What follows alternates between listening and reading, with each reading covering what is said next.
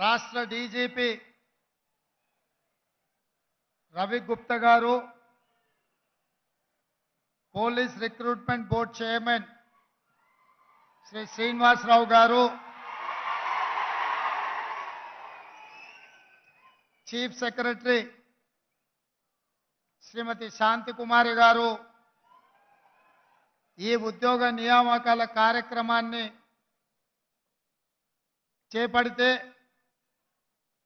ఈ కార్యక్రమంలో Hyderabad incharge minister మిత్రుడు పొన్నం ప్రభాకర్ గారు, మంత్రివర్యులు పెద్దలు తుమ్మల నాగేశ్వరరావు గారు, మంత్రివర్యులు మిత్రులు జూపల్లి కృష్ణారావు గారు,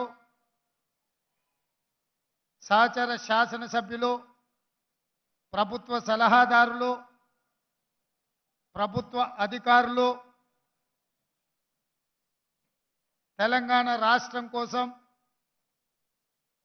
తెలంగాణ రాష్ట్ర పునర్నిర్మాణం కోసం లక్షలాది మంది నిరుద్యోగ యువకులు ఆనాడు ఉద్యమ బాట పట్టి ఉద్యోగాల కోసం తెలంగాణ రాష్ట్రం సాధించుకున్న యువకులందరూ ఈరోజు ఉద్యోగాలు సాధించుకొని ఎల్బీ స్టేడియంలో వాళ్ళ కుటుంబ సభ్యులతో పాల్గొనడం నాకు నిజంగా చాలా సంతోషాన్ని ఇచ్చింది, ఆనందాన్ని కలిగించింది. మిత్రులారా, డిసెంబర్ 7 నాడు ఇదే ఎల్బీ స్టేడియంలో ఇదే వేదికగా శ్రీమతి సోనియా గాంధీ గారు, శ్రీ మల్లికార్జున్ ఖర్గే గారు, శ్రీ రాహుల్ గాంధీ గారు, ప్రియాంక గాంధీ గారు ముఖ్య అతిథులుగా పాల్గొని ఇక్కడే ప్రజా ప్రభుత్వం ఏర్పాటు చేసి నేను ముఖ్యమంత్రిగా ప్రమాణ స్వీకారం చేసినప్పుడు నాకు ఎంత ఆనందాన్ని ఇచ్చిందో ఈరోజు మీకు ఉద్యోగ నియామక పత్రాలు అందించినప్పుడు అంతే ఆనందాన్ని, అంతే సంతోషాన్ని కలిగించింది. నేను ఎందుకు ఈ మాట చెప్తున్నానంటే ఆనాటి తెలంగాణ ఉద్యమంలో ప్రజాప్రతినిధుల కంటే, రాజకీయ పార్టీల కంటే మీలాంటి యువకులు ముందు బాగానే నిలబడి ఈ ఉద్యమాన్ని ఉవ్వెత్తున నడిపించారు కాబట్టి ఈరోజు ఈ తెలంగాణ రాష్ట్రం ఏర్పడ్డది.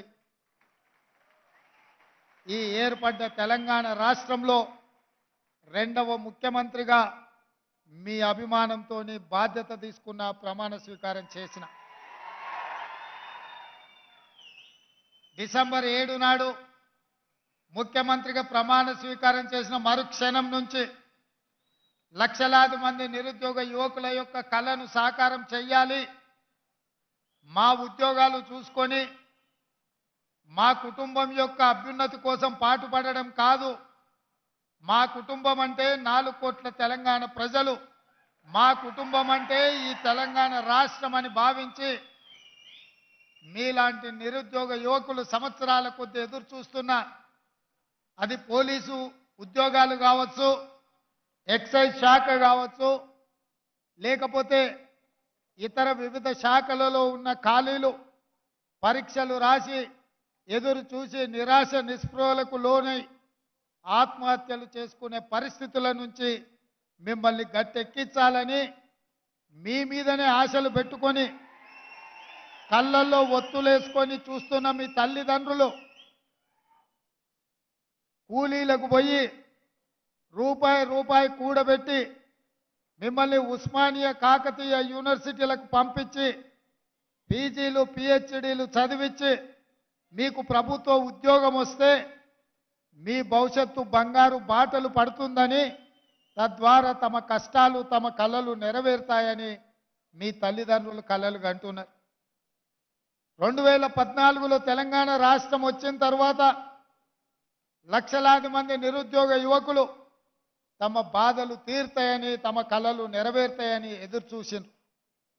కానీ ఆనాటి పాలకులు నిరుద్యోగ యువకుల యొక్క సమస్యలను పరిష్కరించాల్సింది పక్కన పెట్టి తమ కుటుంబం కోసం, తమ పదవుల కోసం తమ సంపాదన కోసం తాపత్రయపడ్డారు తప్ప మీ సమస్యల్ని పరిష్కరించాలని ఆలోచన చేయలే. అందుకే ఆనాటి నుంచి ఈనాటి వరకు 9.5 సంవత్సరాలు ప్రభుత్వ ఉద్యోగ ఖాళీలను భర్తీ చేయాలన్న ఆలోచన కానీ ఆ దిశగా ప్రయత్నం చేసిన పాపాన పోలే. అందుకే మేము బాధ్యత తీసుకున్న ఎంబడే శాఖల వారీగా సమీక్షించి వివిధ న్యాయస్థానాలలో ఉన్న కేసులను అన్నిటిని పరిశీలించి ఆ కేసులన్నిటిని కూడా పరిష్కరించి కొంతమంది ఆవేదనతో లేదా కొంతమంది తమ అవగాహన ఆలోచనలతో న్యాయస్థానాల తలుపు తట్టినప్పుడు వాళ్ళకు ఒక నమ్మకాన్ని విశ్వాసాన్ని కల్పించి న్యాయస్థానాలలో మీ తరఫున కొట్లాడాల్సిన ప్రభుత్వాలు నిర్లక్ష్యం వహించడం వల్ల దాదాపుగా ఏప్రిల్ 2022లో మీ నోటిఫికేషన్ వస్తే దాదాపుగా 22 నెలలు మీ ఉద్యోగ నియామకాలు చేపట్టలేదు. అందుకే నేను అధికారులతో సమీక్షించి న్యాయపరమైన చిక్కులను తొలగించి ఈరోజు 13,445 ఉద్యోగాల ఖాళీలను భర్తీ చేయాలి. మా తమ్ముళ్ళు మా చెల్లెళ్ళ గుండెల్లో ఆనందం పొంగాలి, మీ కళ్ళల్లో వెలుగులు చూడాలి అని చెప్పి ఈరోజు ఈ కార్యక్రమాన్ని చేపట్టడం జరిగింది. అందుకే మిత్రులారా, ఈరోజు మీకు ఈ వేదిక మీద నుంచి మీ అన్నగా మీ రేవంత్ అన్నగా నేను అండగా ఉంటా. మీరెవరు అధైర్యపడకండి. మీ సమస్యల్ని పరిష్కరించే బాధ్యత మా ప్రభుత్వం తీసుకుంటుంది. ఎందుకంటే ఈ ప్రభుత్వం మీది, ఈ ప్రభుత్వం పేదలది, ఈ ప్రభుత్వం ప్రజా ప్రభుత్వం, ప్రజల కోసమే పనిచేస్తుంది, ప్రజా సమస్యల్ని పరిష్కరిస్తుంది. అందుకే ఈరోజు రాష్ట్రంలో ఉన్న లక్షలాది మంది నిరుద్యోగ యువకులకు ఈ వేదిక మీద నుంచి పిలుపునిస్తున్నా. ఆనాటి ప్రభుత్వం చిక్కుముళ్ళు వేస్తే ఒక్కొక్క చిక్కుముడిని విప్పుకుంటూ సమస్యల్ని పరిష్కరించుకుంటూ స్టాఫ్ నర్సుల ఉద్యోగాలు మన ఆడబిడ్డలు మన చెల్లెలకు 6,956 ఉద్యోగ నియామక పత్రాలు ఇదే ఎల్బీ స్టేడియంలో అధికారికంగా వాళ్ళకు అందించడం జరిగింది. ఆ తర్వాత సింగరేణిలో ఉన్న కారుణ్య నియామకాలు 441 దీర్ఘకాలికంగా పెండింగ్లో ఉంటే ఆ సమస్యల్ని కూడా పరిష్కరించి నక్లెస్ రోడ్లో డాక్టర్ బాబాసాహెబ్ అంబేద్కర్ సాక్షిగా వాళ్ళకు కూడా నియామక పత్రాలు మొన్ననే మనం ఇచ్చుకోవడం జరిగింది. ఆనాడే చెప్పిన రాబోయే 15 రోజుల్లో ఎవరు అడ్డుపడ్డా కేసీఆర్ హరీషు అరిసి గోలబెట్టినా అంగిలాగు చించుకున్నా తప్పకుండా మీ ఉద్యోగ నియామకాలు చేపడతాని ఆ రోజు మాట చెప్పిన 15 రోజులు కాదు కదా, 10 రోజులు తిరక్క ముందే 13,500 దాదాపు ఉద్యోగ నియామకాలు ఈరోజు ఇక్కడ చేపట్టడం ద్వారా మీ సంతోషంలో మీ ఆనందంలో భాగం పంచుకున్నాం. రేపు దాదాపుగా ఇంకా 2,000 పైచులకు ఉద్యోగాలు రేపు ఇదే ప్రాంగణంలో ఇదే సమయంలో కొత్త నియామకాలు చేపట్టడానికి కూడా మా అధికారులు మా ప్రభుత్వం ప్రయత్నం చేస్తుంది. రేపు వాళ్ళ కళ్ళల్లో కూడా ఆనందం చూడాలని మేము అనుకుంటున్నాం. చాలామంది అంటున్నారు, ఆయన అల్లుడు హరీష్ రావు గారు అంటున్నారు, ఎందుకయ్యా ఎవరి నియామకం వాళ్ళ ఇంటికి పంపిస్తే సరిపోద్ది కదా, ఇంతమందిని ఇక్కడికి ఎందుకు పిలవాలని నేను అడుగుతున్నా. అయ్యా నీ కడుపు నొప్పి ఏందని నేను అడుగుతున్నా. వీళ్ళందరూ మా తమ్ముళ్ళు మా చెల్లెళ్ళు వాళ్ళందరితో ప్రత్యక్షంగా కలిసి వాళ్ళ ఆనందంలో భాగస్వామ్యం తీసుకుంటే ఇంటికి వెళ్ళిన తర్వాత నాకు కంటి నిండా నిద్ర పడుతుంది, బుక్కెడు బువ్వ వంట పడుతుంది. ఎందుకంటే నా బాధ్యతను నేను నెరవేరుస్తున్నా అన్న సంతోషం నమ్మకం నాకు కలుగుతుంది. ఎందుకంటే మీలాకటోళ్ళు లక్షలాది మంది కొట్లాడితేనే మీరు కట్టబట్టుకొని నిలబడితేనే ఈనాడు ఈ ప్రభుత్వం ఏర్పడ్డది. మీ అన్నగా రేవంత్ అన్నగా ఈ రాష్ట్రానికి ముఖ్యమంత్రిగా బాధ్యత చేపట్టిన. అందుకే ఈరోజు ప్రతి సంతోషకరమైన సందర్భంలో మిమ్మల్ని కలుసుకోవాలని మీరు చెప్పేది వినాలని మీ సంతోషంలో భాగస్వామ్యం తీసుకోవాలన్న ఆలోచనతోటే ఈ కార్యక్రమాలకు ఎల్బీ స్టేడియం వేదికగా ఈరోజు ఏర్పాటు చేసినాం. ఎల్బీ స్టేడియంలో ఆయన వేలాది మంది సమక్షంలో మేము ముఖ్యమంత్రి బాధ్యత చేపట్టినప్పుడు మా కుటుంబ సభ్యులు, మా శ్రేయాభిలాషులు, మా మిత్రులు, మా అభిమానులు ఎంత ఆనందపడ్డారో ఇవాళ మీ నియామకాల సందర్భంగా కూడా మీ తల్లిదండ్రులు, మీ సోదరులు, మీ కుటుంబ సభ్యులు ఆ సంతోషంలో భాగస్వాములు కావాలన్నదే మా ప్రభుత్వం యొక్క ఆలోచన. అందుకే మిత్రులారా, మిమ్మల్ని అందరినీ ఇక్కడికి రప్పించి మీ సంతోషంలో మేము కూడా భాగస్వాములమై మీ ఉద్యోగ నియామక పత్రాలు అందించే కార్యక్రమాన్ని చేపట్టినాం. చేపట్టాలా వద్దా అని నేను మిమ్మల్ని అడుగుతున్నా. చేపట్టాలా వద్దా? మీ సంతోషంలో మేము భాగస్వామ్యం పాల్గొనడం మీకు ఇష్టమా లేదా? ఆ హరీష్ రావు నన్ను అడ్డం పడితే చెప్పండి. మా అన్న దగ్గరికి పోయినాం, మా అన్నను కలిసినాం, మా అన్న మాకు అండగా నిలబడ్డాడని ఆయనకు చెప్పండి. ఇంకొక మాట కేసీఆర్కు గుర్తు చేయదలుచుకున్నా. అయ్యా, జూన్ 2, 2014 నాడు తెలంగాణ రాష్ట్రం ఏర్పడితే ఒక్క గంట కూడా ఆలస్యం చేయలే. గవర్నర్ గారు అపాయింట్మెంట్ తీసుకున్నావు, మంత్రివర్గాన్ని ఏర్పాటు చేసుకున్నావు. అందులో మీరుంటిరి, మీ కొడుకుండే, మీ అల్లుడుండే. ఆ తర్వాత జరిగిన ఎన్నికలలో మీ కూతురు నిజామాబాద్ ఎంపీగా టికెట్ ఇచ్చి గెలిపించుకుంటే, ఆ తర్వాత మీ బంధువు వినోద్ రావుని ఎంపీగా చేసుకుంటేవి, ఆ తర్వాత మీ సడ్డకుడు కొడుకు సంతోష్ రావుకు రాజ్యసభ ఇచ్చుకుంటేవి, ఆ తర్వాత పార్టీ ఫిరాయించిన మీ ఎర్రబల్లి దయాకర్రావుకు మంత్రి పదవి ఇచ్చుకుంటేవి. అదే 2019 ఎన్నికల్లో వినోద్ రావు గారిని, కల్వకుంట్ల కవిత గారిని ఓడిస్తే 6 నెలలు కూడా ఆలస్యం చేయలే. 100 రోజులు తిరక్క ముందే ఆయన కూతురుకు ఉద్యోగం లేకపోతే తండ్రిగా ఆయనకు దుఃఖం వచ్చింది, కళ్ళల్లో నీళ్ళు వచ్చినాయి. కన్నబిడ్డను శాసన మండలి సభ్యురాలుగా చేసిండు. ఆయన బంధువు వినోద్ రావును ప్లానింగ్ కమిషన్ వైస్ చైర్మన్ చేసుకున్నావు. నేను అడుగుతున్నా మాజీ ముఖ్యమంత్రి చంద్రశేఖరరావు గారిని, నీ కుటుంబ సభ్యులకు, నీ బంధువులకు ఉద్యోగం లేకపోతే 100 రోజులు కూడా నువ్వు ఆగలేదే. నీ కుటుంబ సభ్యులకు ఉద్యోగాలు ఇచ్చుకున్నావు కదా. ఈ పిల్లలు ఏం పాపం చేసిండ్రు? 3650 రోజుల నుంచి, దాదాపుగా 10 సంవత్సరాల నుంచి ఉద్యోగ నియామకాల కోసం 30 లక్షల మంది నిరుద్యోగ యువకులు ఎదురు చూస్తున్నారు. కళ్ళు కాసేలాగా ఈరోజు నిరీక్షిస్తున్నారు. ఎప్పుడైనా పిల్లల ఉద్యోగాల గురించి ఆలోచన చేసినవా?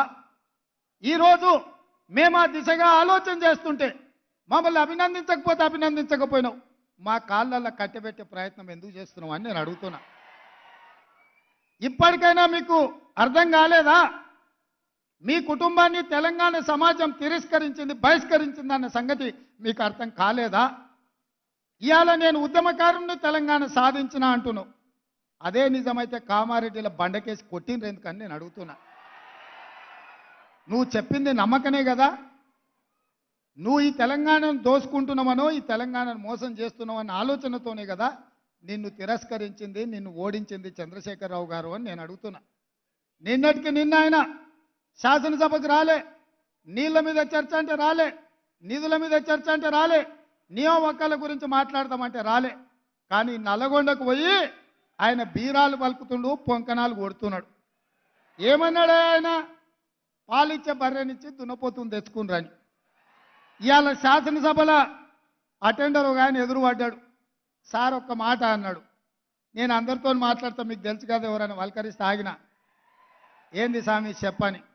సార్ మీరు ఒక్క మాట చెప్పాలి, ఇవాళ సాయంత్రం ఎల్బీ స్టేడియం పోతురు కదా అని. ఏం సంగతి చెప్పన్నా? ఏం లేదు సార్, మీరు చెప్పాల్సింది ఒకటే మాట, కంచర గాడిదని ఇంటికి పంపించి రేసు గుర్రాన్ని తెచ్చుకున్నారని మీరు చెప్పండి సార్ అన్నాడు. గత ప్రభుత్వంలో ఉన్న కంచర గాడిదను ఇంటికి పంపించి ఈ ప్రభుత్వంలో రేసు గుర్రాన్ని తెచ్చుకున్నారు. ఏ రేసుకు పోయినా ఆ గుర్రానిదే గెలుపు. ఆ కంచర గాడిదకు మళ్ళా అధికారం అనేది కలలో మాట అన్న సంగతి మీరు చెప్పాలి సార్, మీరు చెప్తే నేను ఇంటా అని చెప్పి శాసనసభలో ఉన్న ఒక అటెండర్ నాకు చెప్పిండు. గా అటెండర్కు ఉన్న ఇంగిత జ్ఞానం ఈ రాష్ట్రానికి ముఖ్యమంత్రిగా పనిచేసిన చంద్రశేఖరరావుకు ఎందుకు లేదని నేను అడుగుతున్నా. ఆయన అంట మళ్ళీ వస్తాడంట. ఎట్లొస్తావా? నీ నడవనికనే చక్కలేదు, నీకు నడవనికనే వస్తలేదంటివి, వీల్ చైర్లో తిరుగుతున్నాంటివి, ఎట్లకెళ్ళి వస్తావు అని నేను అడుగుతున్నా. ఒకవేళ నువ్వు రావాలనుకుంటే గిన్ని వేల మందికి వాళ్ళ ఉద్యోగాలు వచ్చిన వాళ్ళు ఊపుకుంటారా? వాళ్ళకు వచ్చిన నౌకరేంది? పోలీసు నౌకరే కదా, వాళ్ళు ఊపుకుంటారా? నువ్వు యాడికన్నా పోతే ఇవాళ ట్రైనింగ్ అయినాక రాష్ట్రం నలుమూలల ఈ యువకులే కదా ఉండేది. ఈ తెలంగాణను దోచుకున్న నిన్ను, ఈ తెలంగాణను నీ కుటుంబం కోసమే బలిచ్చిన నిన్ను ఈ పిల్లలు పోలీసులు అయ్యి లాఠీలతో 4 మోకాళ్ళ చిప్పల మీద కొట్టి తీసుకుపోయి లాకప్ లేస్తారు. ఇంతకాలం వాళ్ళ చేతుల పెత్తనం లేకుండే, ఇవాళ వాళ్ళ చేతులకే పెత్తనం వచ్చింది. ఎట్లా తిరుగుతావో తిరుగు. దానికంట ఆయన డైలాగులు కొడుతుండు, చంపుతారా సంపూర్ణని. నిన్నెవడు చంపుతాడా? సచినపావు. నువ్వు సచినపావును చంపనీకే మాకేమైనా పిచ్చా? నీ పని అయిపోయింది, కేల్కతం దుకాన్ బంద్. ఇక చిన్నగా మళ్ళీ మొదలుపెట్టిండు సానుభూతి కథ. ఆయల్ల మంచంలో వండుకున్నా, సావు నోట్ల తలకాయ పెట్టినా తెలంగాణ సాధించిన అని చెప్తే పిల్లలు చూడలేదు కాబట్టి నిజమేనేమో సారు ఏమైనా సావుకు దగ్గర పోయొచ్చిండేమో అనుకున్నారు. ఇవాళ నువ్వు ఆడే డ్రామాలు అన్నీ చూసిరు. ఉత్తప్పుడేమో బాగానే నడుస్తుండు, మీటింగ్కి రాగానే వీల్ చైర్లో కూర్చున్నాడు. మీరే చూసిరు కదా ఆయన నడిచేదిగిన. ఆడ వీల్ చైర్ ఏమో అవసరం ఉన్నదే? ఇక గిట్లున్నది ఆయన కథ. కాబట్టి మిత్రులారా, ఈరోజు ఒక్కొక్క సమస్యను పరిష్కరించుకుంటూ మీ ఉద్యోగ నియామకాలలో ఒక్కొక్క అడుగు ముందుకేస్తూ మీ జీవితాలలో వెలుగులు తీసుకురావాలని, ఈ ప్రభుత్వం మీద మీరు ఉంచిన నమ్మకాన్ని, విశ్వాసాన్ని నిలబెట్టుకోవాలని అహర్నిశలు మా ప్రభుత్వం పనిచేస్తుంది. ఏ తప్పు జరగకుండా, ఎవరికి నష్టం లేకుండా రాబోయే రోజుల్లో 2 లక్షల ప్రభుత్వ ఉద్యోగ ఖాళీలను భర్తీ చేసే బాధ్యత తెలంగాణ పబ్లిక్ సర్వీస్ కమిషన్లో జరిగిన అక్రమాలను నిలువరించి ఆనాడు పోటీ పరీక్షల ప్రశ్నాపత్రాలు జిరాక్స్ సెంటర్లలో పల్లి బఠానీలలాగా అమ్ముకుంటున్న కమిటీని అందరినీ రద్దు చేసి ఇంటికి పంపించి కొత్త కమిటీని, కొత్త చైర్మన్, కొత్త సభ్యులను నియమించినాం. అందుకే ఇవాళ గ్రూప్ 1 పరీక్షల్ని 10 ఏళ్లు నిర్వహించలేదు. ఈరోజు 567 గ్రూప్ 1 పరీక్షల్ని నిర్వహించడానికి మా ప్రభుత్వం మంజూరు చేసింది. ఈ 10 ఏళ్లు నియామకాలు చేపట్టకపోవడం వల్ల వయసు మీరి ఊరికి పోలేక ఉన్న నిరుద్యోగ యువకులకు 44 సంవత్సరాల నుంచి 46 సంవత్సరాలకు వయసు పొడిగించి ఎవరికి నష్టం జరగొద్దన్న ఆలోచనతోటి అందరికి అవకాశం కల్పించినాం. అందుకే నిరుద్యోగ యువకులారా, ఈ తెలంగాణ రాష్ట్రం మీది. ఈ రాష్ట్రాన్ని సాధించుకున్నది మీరు. మీకోసం పనిచేయడానికి, మీ సమస్యల్ని తీర్చడానికి ఈ ప్రభుత్వం సిద్ధంగా ఉన్నది. ఏ విధంగా అయితే పబ్లిక్ సర్వీస్ కమిషన్ నుంచి పోటీ పరీక్షల నోటిఫికేషన్లు విడుదల చేస్తామో, పోటీ పరీక్షలకు ప్రిపేర్ కాండి, మీరు సన్నద్ధులు కాండి. ప్రభుత్వంలో, ప్రైవేట్లో ఉద్యోగ ఉపాధి అవకాశాలు కల్పించే బాధ్యతగా నేను తీసుకుంటా. మీకోసం కృషి చేస్తా. రాబోయే 10 సంవత్సరాలు నిరంతరం రోజుకు 24 గంటలు 10 ఏళ్ళు మీకోసం కొట్లాడతా, 10 ఏళ్ళు మీకోసం చేస్తా. 10 ఏళ్ళు ఈ బాధ్యతలో ఉంటా. మీరు ఆశీర్వదిస్తే ఇంకో 10 ఏళ్ళు కూడా ఇందిరమ్మ రాజ్యం ఉంటుంది. చంద్రశేఖరరావు, నీకు సూటిగా సవాలు విసురుతున్నా. ఈ 10 ఏళ్లలో నీ శాతనైతే ఒక్క ఎంటిక వీక్కొని చూడు, అప్పుడు నీకు తెలుస్తుంది. ఆయన ఎంబడే అధికారంలోకి వస్తా అంటుండు. రాబిడ్డ ఎట్లొస్తావు? ఉంటా, నేనే కదా ఏడుకోతా, ఈయనే ఉంటా, నీ సంగతి ఏందో చూస్తా. కాబట్టి మిత్రులారా, ఆయనకు శాసనసభలకు రావడానికి అయితలేదు కానీ నల్లగొండకు పోయిండు. అందుకే ఇవాళ అట్లాంటి మాటల మాయలో పడకండి. 10 ఏళ్ళు ఆయన కుర్చీలో ఉండి తెలంగాణకు రావాల్సిన నీళ్లు తీసుకురాలే, కట్టాల్సిన ప్రాజెక్టులు కట్టలే. 10 ఏళ్ళు చేయలేని పని 60 రోజుల్లో అన్ని సమస్యలు పరిష్కరించుకుంటూ ముందుకెళ్తున్నాం. ఇవాళకి 69 రోజులు అయింది, ఏం చేయలేదు అప్పుడే ఈ ప్రభుత్వం అని ఇవాళ మమ్మల్ని శాపనార్థాలు పెడుతున్నాడు. మీరు ఆలోచన చేయండి. 3665 రోజులు ఉన్న చంద్రశేఖరరావు కృష్ణానది జలాలలో ఆంధ్రప్రదేశ్కు 512 టీఎంసీ నీళ్లను కేటాయించి తెలంగాణకు రావాల్సిన హక్కులను తాకట్టు పెట్టి 299 టీఎంసీలు ఈ 10 సంవత్సరాలు శాశ్వతంగా వాళ్లకు రాసిచ్చిండు. 10 ఏళ్ళు ఆయన రాసిస్తే నేను వచ్చిన 10 రోజుల్లోనే ఆ నీళ్లు తేలేదని నన్ను తిడుతున్నాడు. ఇవాళ మీరు చెప్పండి, ఆయన సంతకం పెట్టడమే ఇవాళ గుదిబండగా మారింది. ఆయన శాత కాకపోతే ఏం చేయకుండా పక్కన పడేసి ఉంటే నేనే కొట్లాడి ఇవాళ నీళ్లు తెచ్చటోని. ఇవాళ నువ్వు పెట్టిన సంతకాలు మా పాలిట గుదిబండగా మారినాయి, తెలంగాణ రైతుల పాలిట మరణ శాసనంగా మారింది. ఇవాళ నువ్వున్నప్పుడే కదా నవంబర్ 30 తారీఖు నాడు తెలంగాణలో ఎన్నికలు ఉంటే గ్రామాలలో యువకులు ఎన్నికల నిర్వహణలో ప్రజారాజ్యాన్ని ప్రజాప్రభుత్వాన్ని ఎన్నుకోవాలని అందరు ఆ కార్యక్రమాలలో బిజీగా ఉంటే మీ చీకటి మిత్రుడు జగన్మోహన్ రెడ్డి గారు వందలాది మంది పోలీసులను నాగార్జున సాగర్ మీదకి పంపించిండు. నీ మిత్రుడు పంపించినందుకే కదా ఆ పోలీసులను తొలగించడానికి నరేంద్ర మోడీ గారు సిఆర్పిఎఫ్ పోలీసులను నాగార్జున సాగర్ బ్రిడ్జ్ మీదకి పంపించాడు. జగన్మోహన్ రెడ్డి ఆక్రమించుకోకపోయిన ఉంటే నరేంద్ర మోడీ సిఆర్పిఎఫ్ బలగాలను అక్కడికి పంపిండేవాడు కాదు. ఆ రోజు నుంచి ఈ రోజు వరకు సిఆర్పిఎఫ్ బలగాలు అక్కడ ఉన్నాయంటే 30 తారీఖు నాడు తెలంగాణ సెంటిమెంట్తో ఎన్నికలలో నెగ్గాలని ఆంధ్ర వాళ్ళు నాగార్జున సాగర్ ఆక్రమించుకున్నారని పెడపొప్పలు పెట్టి ప్రజల్ని తప్పుదారి పట్టించి తెలంగాణ సెంటిమెంట్తోని ఎన్నికల్లో నెగ్గాలని నువ్వు కుట్ర చేస్తే ఈ తెలంగాణ సమాజం తిప్పికొట్టి నిన్ను బొందబెట్టినరు. ఇవాళ అడ్డ మీద కొట్లాడితే కుదరదు. ఇవాళ చట్టసభలలో మాట్లాడాలి, చట్టసభలలో తీర్మానాలు చేయాలి, కేంద్ర ప్రభుత్వాన్ని మెడలు వంచి మన సమస్యలు పరిష్కరించుకోవాలి. అందుకోసం శాసనసభలో తీర్మానం పెడితే మీరు రారు. ఇవాళ ఢిల్లీతో కొట్లాడదామంటే మీరు ఇంట్లో నుంచి కదలరు. అందుకే మిత్రులారా, ఇవాళ ఏ దారి లేక మళ్ళీ నీళ్ళ దారి పట్టిండు. ఎందుకంటే ఏ సెంటిమెంట్ ఆయన దగ్గర లేదు, పరిపాలనలో ఆయన చేసింది ఏమీ లేదు. ఇవాళ కాళేశ్వరంలో 1,00,000 కోట్లు ఖర్చు పెడితే 1,00,000 ఎకరాలకు నీళ్లు ఇవ్వలేదని ఇవాళ విజిలెన్స్ అండ్ ఎన్ఫోర్స్మెంట్ నుంచి మొదలు పెడితే వివిధ విచారణ సంస్థలు నివేదికలు ఇచ్చినాయి. ఆ అవినీతి కుంభకోణం బయటపడుతుందని, అది మేడిగడ్డ కాదు మేడిపండు, దాన్ని పొట్ట విసుకుతే మొత్తం పురుగులు ఉన్నాయన్న సంగతి బయటపడుతుందని దాన్ని కప్పిపుచ్చడానికి ఇవాళ కృష్ణానది జలాలను అడ్డం పెట్టుకొని నల్లగొండల సభ అంటున్నాడు. నల్లగొండ చైతన్యవంతమైన జిల్లా, అందుకే అక్కడ యువకులు తిరగబడ్డారు, కోడిగుడ్లు టమాటాలు తీసుకొని కొట్టిండ్రు. మన పోలీసులు ఉండబట్టే ఆయన ఈపులు చింతపండు కాలేదు, లేకపోతే నల్గొండ యువకులు చింతపండు చేసి పంపించేటోళ్ళు.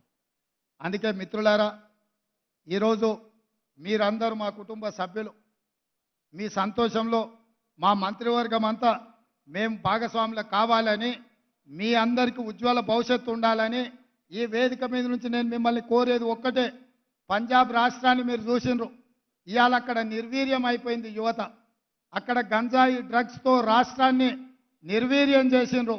ఇవాళ తెలంగాణను కబలించడానికి గంజాయి డ్రగ్స్ మూటాలు నలుమూలలో తిరుగుతున్నాయి. ఎన్ని పట్టుకున్నా, ఎంత ప్రయత్నం చేసినా ఇంకా వాళ్ళు ఆ దిశగానే ప్రయత్నం చేస్తూనే ఉన్నారు. హుక్కా సెంటర్ల పేరు మీద పిల్లలను చిన్న చిన్న పాఠశాలలలో ఉండే యువకులను వీటికి బానిసలుగా తయారు చేసే ముఠాలు తిరుగుతున్నాయి. వాటిని ఎదుర్కోవడానికి టీఎస్ నాబ్ నార్కోటిక్స్ డిపార్ట్మెంటును బలోపేతం చేసినాం. కోట్ల రూపాయలు వాళ్ళకు నిధులు ఇచ్చినాం, అధికారులను ఇచ్చినాం. నేను ఇక్కడ సెలెక్ట్ అయిన ప్రతి పోలీస్ డిపార్ట్మెంట్ యువకుడికి మా చెల్లెళ్ళకు ఒకటే మాట చెప్తున్నా, ఏది జరిగినా ఈ రాష్ట్రంలో గంజాయి మొక్కలు ఉండొద్దు. తులసి వనంలో మొలిసిన గంజాయి మొక్కలను కూకటి వేళ్లతోని పునాదులతో సహా కదిలించాల్సిన బాధ్యత, పీకి వేయాల్సిన బాధ్యత, ఈ గంజాయి మొక్కల్ని ఏరివేయాల్సిన బాధ్యత మీ మీద ఉన్నది. మీరు ఇవాళ ప్రతిన బూనాలి. ఈ రాష్ట్రంలో డ్రగ్స్ కానీ గంజాయి కానీ ఎవడైనా పదం బలకాలంటే కూడా మోకాళ్ళలో వణుకు పుట్టాలి, కడుపులో సలిజలం దొర్రబడాలి. ఎందుకంటే మన రాష్ట్రాన్ని, మన యువతను నిర్వీర్యం చేసే ఇట్లాంటి బలహీనతలు ఈ తెలంగాణ రాష్ట్రంలో ఉండొద్దు. తెలంగాణ రాష్ట్ర యువకులు అంటే సలసల మరిగే రక్తంతో ఉరకలెత్తే యువకులు. తెలంగాణ ఉద్యమంలో ఉవ్వెత్తున ఉస్మానియా కాకతీయ యూనివర్సిటీలలో ప్రపంచం దృష్టిని ఆకర్షించి రాష్ట్రాన్ని సాధించిన నవ యువకులు ఆత్మ బలిదానాలతో ఆకాశంలో తారలై వెలిగిన యువకులు ఈరోజు గంజాయికో డ్రగ్స్కో బానిసలైతే మన సమాజం నిర్వీర్యం అవుతుంది. మన సమాజం నిర్వీర్యమైతే మన భవిష్యత్ తరాలు ఎందుకు ఉపయోగం లేకుండా పోతాయి మిత్రులారా. అందుకే ఈరోజు ఇక్కడ నియామక పత్రాలు పొందుతున్న ప్రతి ఒక్కరూ మీరు మనసులో ఒట్టేసుకోండి, ఈ రాష్ట్రంలో గంజాయి డ్రగ్స్ని సమూలంగా సమాధి చేస్తాం. ఎవరు కూడా ఈ రాష్ట్ర సరిహద్దుల్లో కాలు పెట్టాలి అని అంటే భయపడాలి, కడుపులో వణుకు పుట్టాలి.